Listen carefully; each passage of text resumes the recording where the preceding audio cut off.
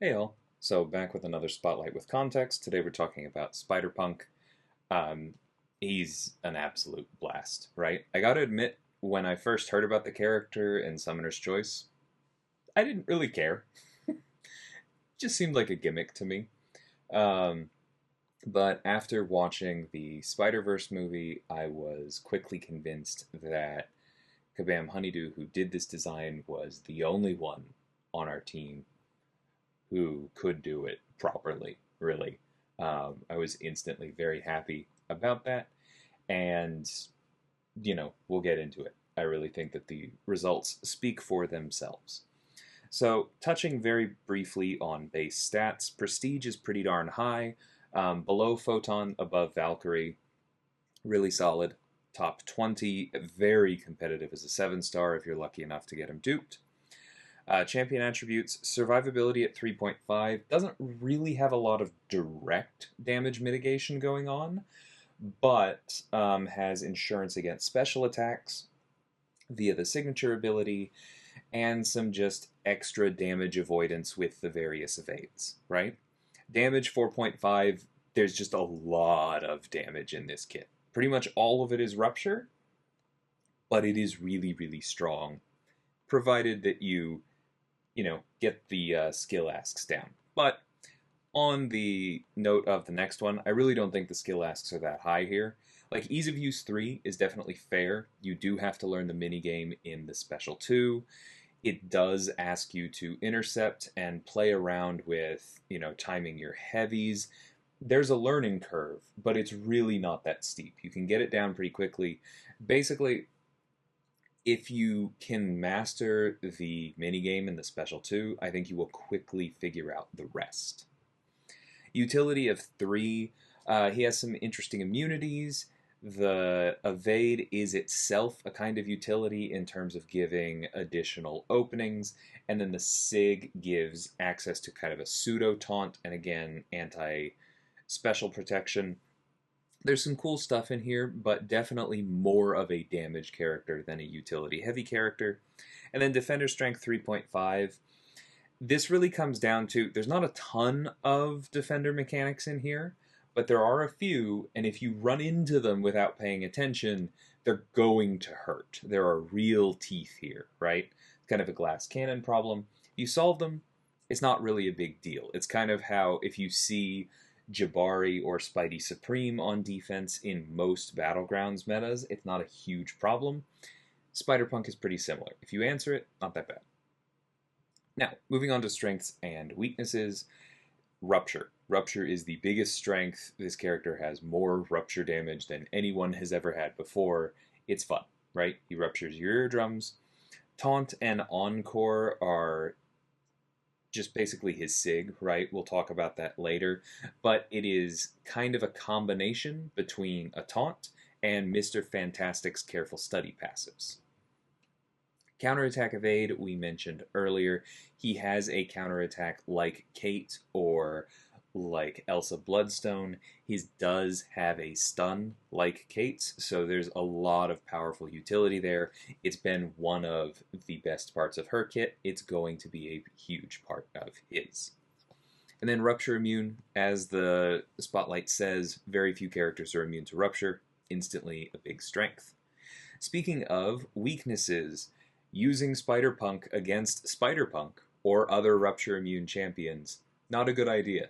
Weaponizing rock against a rocker predictably doesn't work. It's also not going to work great against somebody else like Scorpion, right, or Silk. And you also don't want to use him much against physical resistance because all of the rupture damage is physical, right? There is a bit of a skill ask with this next weakness. You do have to get the timing down on the minigame.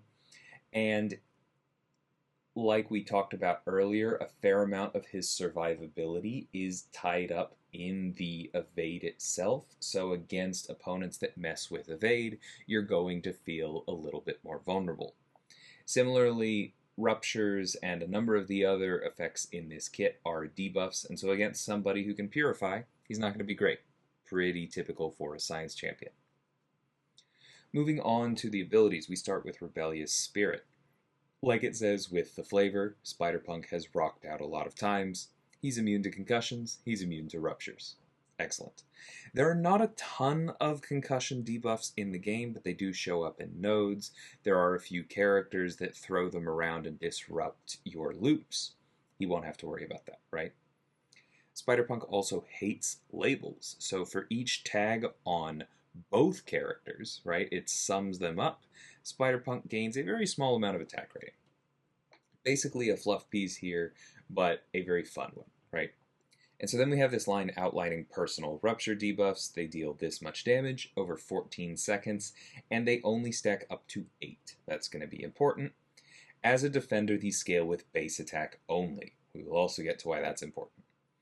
When Spider-Punk intercepts his opponent, he inflicts a physical vulnerability debuff for 15 seconds.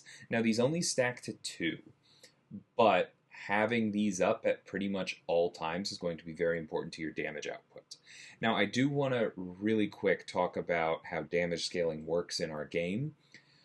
Physical vulnerabilities, unlike, say, a bleed vulnerability, right, are actually directly affecting the damage calculation while they are active. They are not affecting the potency of the ruptures, right? And so that means that if you have ruptures on the opponent and then intercept them to inflict this physical vulnerability, the damage of those ruptures will go up as they're ticking. So I just wanted to call out, you don't necessarily have to have everything lined up beforehand. Doing so will increase the damage of your basics, but you don't have to stress about it. You can line up a big special 2 and then worry about getting the intercept and still get a fair amount of the damage increase. So, the Counterculture Counter-Attack. When performing a well-timed block against basics, Spider-Punk has a 100% chance to evade, inflicting a stun passive for 3 seconds, removed when the opponent is struck twice. Basically exactly the same as Kate Bishop, right? So this is going to allow you to run in, smack them with a medium to close the distance, and then throw a heavy. Similarly, as with Kate, you can also decide to just throw a medium, dash back, and then start a combo and get in a 6-hit combo this way if you're just trying to build power. Totally up to you. And then while this 16-second cooldown for this evade is active, so a little longer than some other characters' base cooldowns, when Spider-Punk would be struck by a lighter medium while dashing forward, he has a 100% chance to evade the hit, so kind of like Quicksilver in that. But because his evade is a counterattack, this will also inflict a stun passive, this one only for 2 seconds, right? So it might be a little bit harder to get your heavy in. As a defender, this ability is always active. So basically, don't intercept him if you don't have an evade counter, right? Think of it kind of like facing an awakened black cat, but significantly worse. And then inflicting a personal physical vulnerability debuff, which remember you do when you intercept, shortens the cooldown by 6 seconds. So the cooldown starts higher, but if you are on top of your intercepts, it can actually be much, much faster.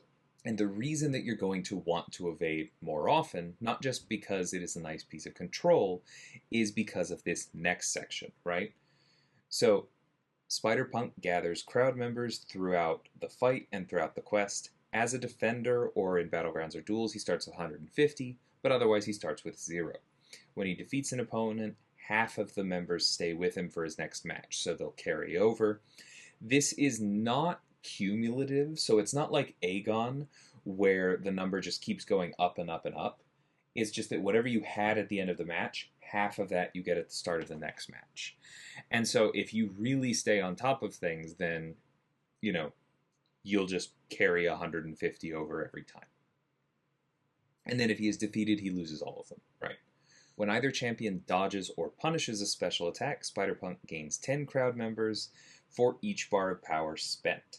Now this does have a cooldown of 0.2 seconds, so you're not going to gain like 60 crowd members from dodging the final triple hit beam of Cyclops' special 3 or special 2, right? However, this will allow you to gain crowd members multiple times within a single special. So multiple dashbacks are going to allow this to happen. And then if you can dash back multiple times in the course of long specials, triggering dexterity more than once, and then punish their special, that's how you're going to maximize crowd members. Also, when Spider-Punk evades, specifically after performing a well-timed block, gain 30 crowd members. Like I said earlier, you want that to be on evade more often because it's going to allow you to ramp using this ability. And then knocking down Spider-Punk causes 15 crowd members to leave. This isn't something you really need to pay attention to. There's only a few ways in which his crowd members really matter on defense. Generally, you're going to be more focused on nuking him down, but it is something that you can do if you find it getting out of control. On offense, you just don't want to get knocked down. What else is new, right? And then the reason you care about crowd members is that crowd hype increases the potency of personal ruptures by up to 182% based on crowd member count. So at 300 crowd members, all of your ruptures are 182% stronger. Yes, that is a reference. Above 200 crowd members, whenever Spider-Punk activates a special attack, he gains an unstoppable passive for 3 seconds, which is paused until the end of the special attack. So the special itself is unstoppable, and then he has 3 seconds after the animation, where he's also unstoppable. This can be handy in a number of ways. It's obviously annoying on defense. On offense, it's probably just going to make your intercepts that much safer, even if you don't have the protection, right? The heavy attack first hit refreshes your physical vulnerabilities, so once you have the 2 up, you don't necessarily have to go for more intercepts. You can just go for the heavies, right? But it is important to note that if you are doing that, if you are choosing to forgo the intercept option and instead just using the heavy to refresh, then you are no longer inflicting physical vulnerabilities, and so your evade will have to go through its full cooldown. Just want to call out that trade-off. The final hit of the heavy inflicts a taunt debuff for 2 seconds and grants the opponent no power if they're above 1 bar. So only the final hit grants no power. This isn't like an infinite cheese strategy. And that taunt is very short, but knockdowns generally help bait special attacks, so throwing the heavy is going to help. You just kind of coax that out of them, right?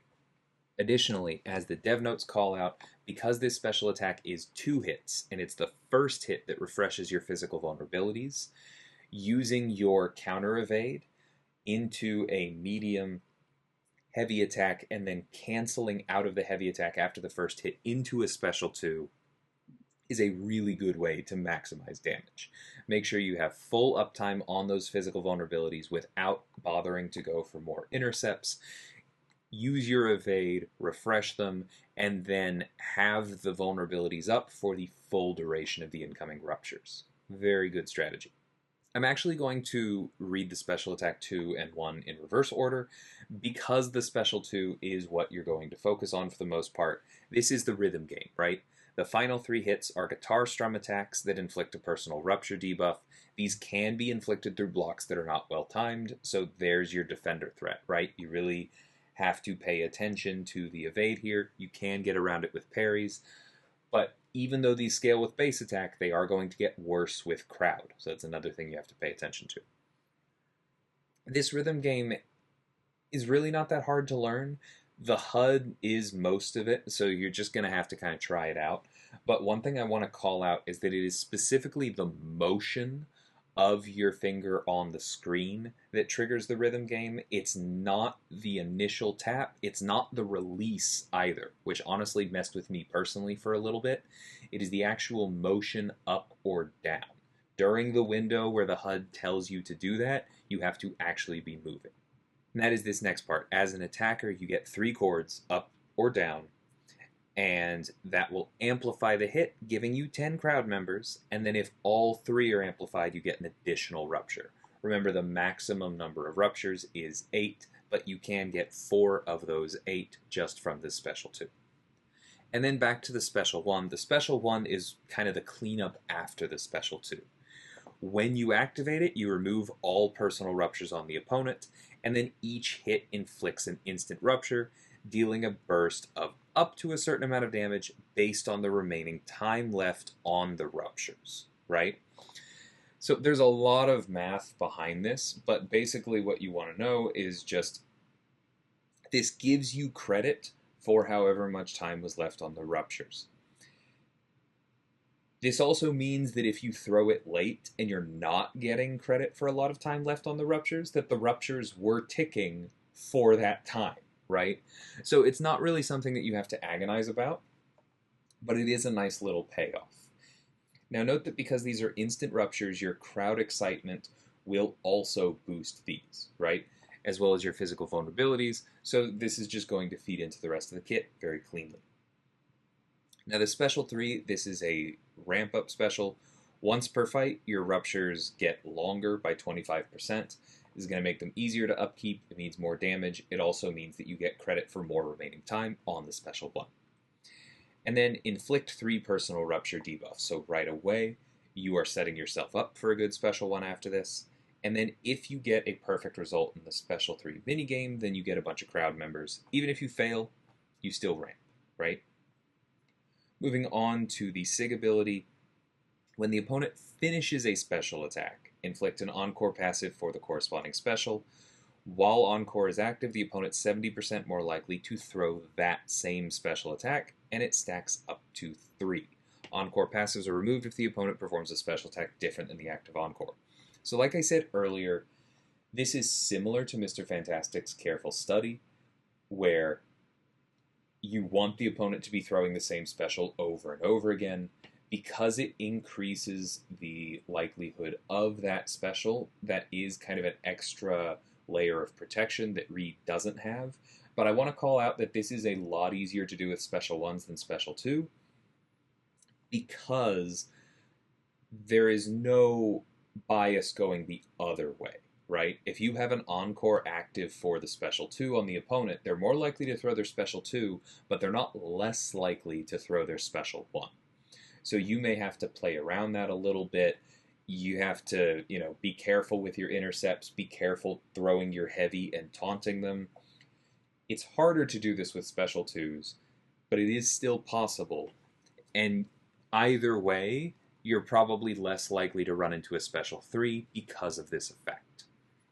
Now, the reason that it might be worth doing this against special 2s from time to time is this next bit, which is that if you can keep those Encores active and you already like baiting the special 2 against whoever you're fighting, then for each Encore active, the opponent's attack rating during specials is reduced by 24%. So again, very similar to Mr. Fantastic in that you are just incredibly tanky during special attacks if you have managed to stack a bunch of these up on the opponent. Now, technically, Encores do work for special 3s, so if you were insane enough to tank 3 special 3s, say with an invulnerability boost, then these will stay active, and the next special 3, the 4th one that hits you, will do very, very little damage. You can lean into that if you want. I have actually done that with Mr. Fantastic in the past, and it's worked out, but I wouldn't necessarily recommend it as a general approach. And then finally, inflicting an Encore passive while one is already active inflicts a personal rupture debuff. This is not subject to ability accuracy modification, right? So what this means is just, in addition to the tankiness and control that you get from having Encores on the opponent, you are also going to ramp your ruptures, giving you more damage and potentially a larger payout on your special 1. Now, moving on to Synergies, we have I Don't Believe In, Teams, Consistency, and Comedy, with various science champions. If Miles Morales is on the team, then Spider-Punk doesn't believe in teams, and science champions gain 5% attack rating for each Spider-Verse hero champion on the team. I've said team too many times. If Jessica Jones is on the team, then Spider-Punk doesn't believe in consistency, and the final hit of special attacks randomly inflicts debuffs. Now, this is for all science champions, and some of them care a lot about unique debuffs, right? So this is very good for Void. It's also very good for Luke Cage, who also pairs very well with Jessica. So that's a fun little team right there. And then if Spot is on the team, then Spider-Punk loses his sense of humor and doesn't believe in comedy. And whenever a buff fails due to buff immunity, either from Spot's pre-fight or just from a buff-immune science champion, you gain a 10-second setup timer. When the timer expires, gain an indefinite punchline buff that does nothing. So this isn't going to be super helpful for a lot of characters, because a lot of characters don't have a trigger for buff immunity. But if you use this on Spot, and he's then immune to the punchline buff, it means that Spot is going to inflict a rupture on his opponent. Spider-Man 2099 will pause debuffs, etc., right?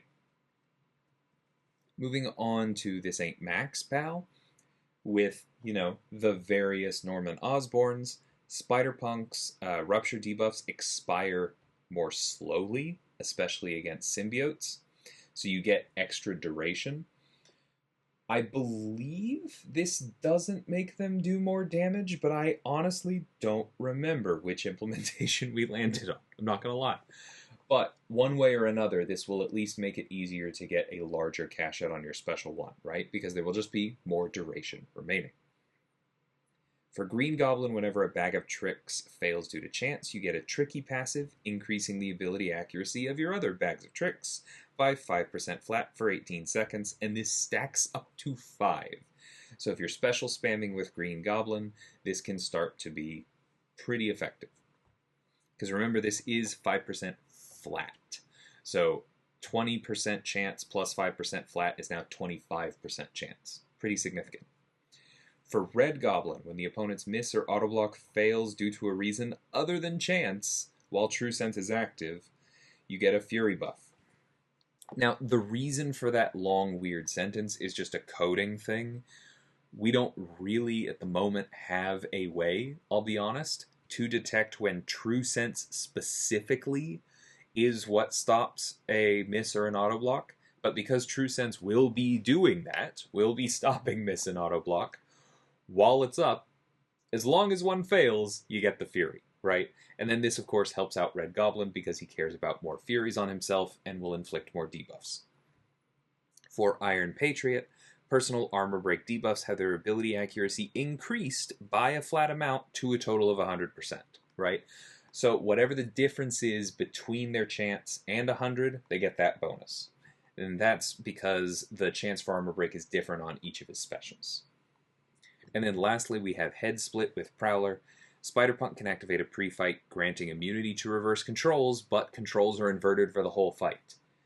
If you think that's useless, that's fine. It's mostly silly, but if you're like me and you prefer reverse controls either being on or off, but not switching back and forth, then this is still a benefit, right? If you're fighting somebody like Emma Frost, you just play reverse controls the whole time. You don't have to worry about it toggling. Similarly, this would be very helpful in the final phase of the Grandmaster, or the Nameless Grandmaster, in the Necropolis, because you would just have to play one way, always reversed, as opposed to worrying about the flop back and forth. And then for Prowler, personal power drain becomes a power burn, so you now get some damage from his abilities. And we'll talk about Prowler soon. That video will be coming out very shortly.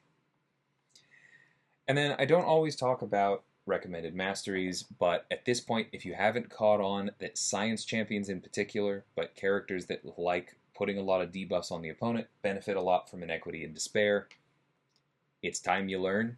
Take a look at them. They're worth the units. And then for Relics, he does physical damage. If you have a spare Hulk, throw it on him. Otherwise, there are some others that are okay. But that's Spider-Punk. This is on the shorter side because he's relatively simple, right? There's a lot of ruptures, there's some evading, few skill asks, but basically you are just building up to your big old special 2s and throwing them. And then when you're ready, you cash out with a special 1, breaks the opponent into little tiny pieces. He's very fun, his art style is incredible, he's a blast to play, the rhythm really comes together well. Hope y'all enjoy him. And until next time, thank you so much for watching, and take care.